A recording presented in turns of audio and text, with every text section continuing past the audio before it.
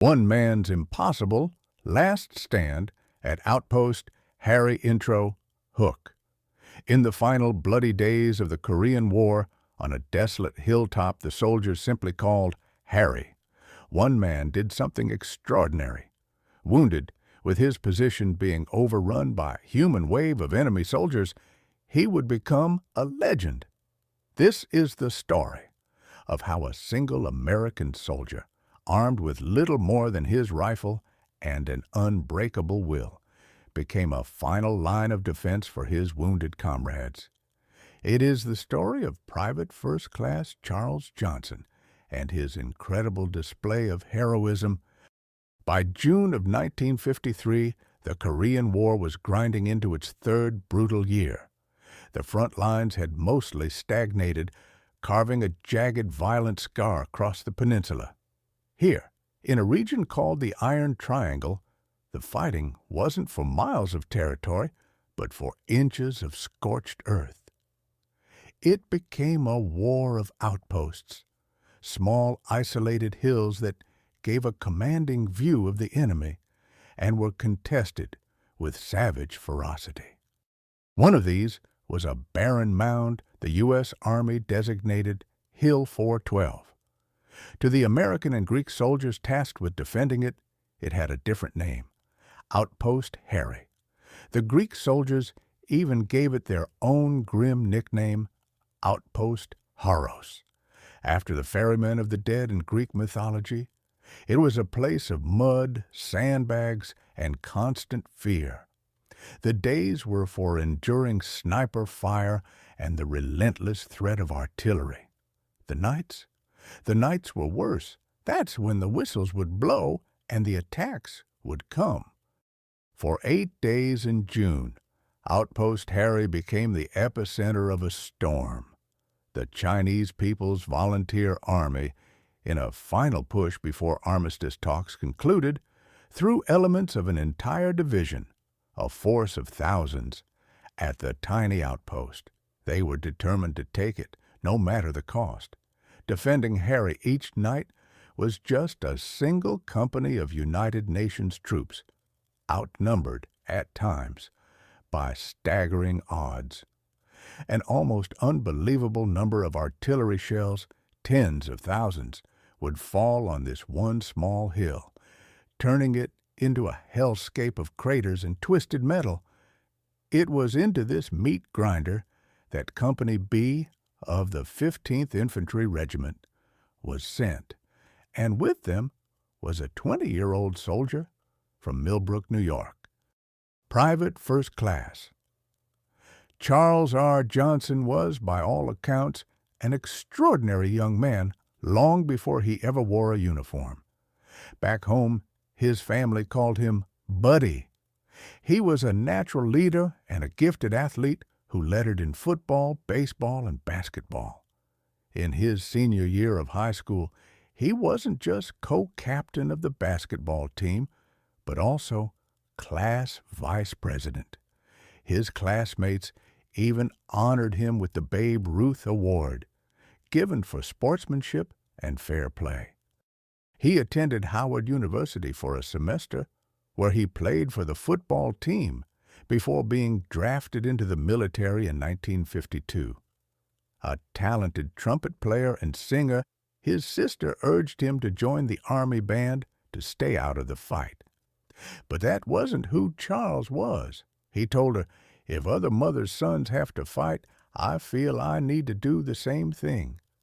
So, he traded his football jersey for a uniform and was assigned to the 3rd Infantry Division, a unit with a storied history from World War I and II. As a Browning automatic rifleman, or bar man, he carried one of the squad's most vital weapons. He was the bedrock of their firepower, and in the darkness of June 11, 1953, that firepower and his character would be tested beyond all imagination. The night of June 11th began, like so many others at Outpost Harry, with the terrifying scream of incoming artillery. But this was different. The barrage was overwhelming, a continuous roar that shook the very earth. Through the chaos, the Chinese infantry crept forward, using the explosions as cover. Then the whistles blew, and a massive assault slammed into the American lines. Overwhelming numbers of troops swarmed the trenches and bunkers defended by Johnston and his squad. A direct artillery hit smashed into Johnston's bunker, wounding him. The world became a dizzying blur of dust, smoke, and the screams of his friends. The fight for survival had begun. Moments later, a grenade landed inside the already shattered bunker. The explosion threw him against a wall, injuring him again. He was bleeding, dazed, and surrounded by chaos. At that point, training, discipline, and the sheer will to live take over. But what makes a person a hero isn't just surviving. It's what they choose to do while they're trying to survive. And what Charles Johnston did next defied all instinct for self-preservation. Disregarding his own serious injuries, Johnston's first thought was for his comrades. He saw others who were more severely wounded and immediately began administering first aid. The battle raged around him. Enemy soldiers were now in the trenches, and the fighting dissolved into brutal close-quarters combat. Then Johnston saw a friend, a man he'd known since high school, gravely wounded and exposed to enemy fire. With no thought for his own safety, he moved out into the storm of bullets and shrapnel. He personally dragged the wounded soldier across open ground toward the relative safety of a more secure bunker.